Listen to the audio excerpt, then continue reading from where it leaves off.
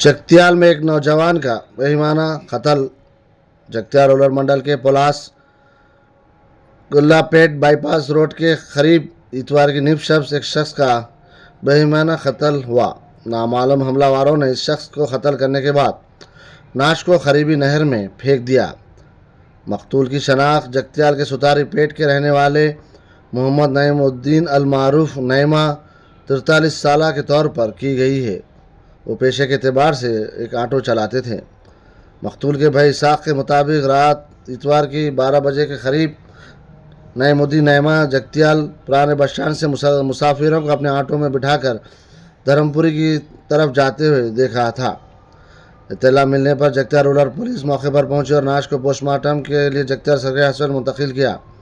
अहले खाना की शिकायत पर रूरल पुलिस ने मुकदमा दर्ज कर दिया। आज नमाज जनाजा बाद नमाज इशा जामे मस्जिद में अदा की जाएगी। मरहूम मोहम्मद मोइजुद्दीन आरटीसी डिपार्टमेंट के भाई थे और मोहम्मद अमीनुद्दीन साबका सदर मिलत इस्लामिया और साबका सदर मजलिस के खलेरे भाई और मोहम्मद हाजी इलेक्ट्रिशियन गंज के मुमेरे भाई थे।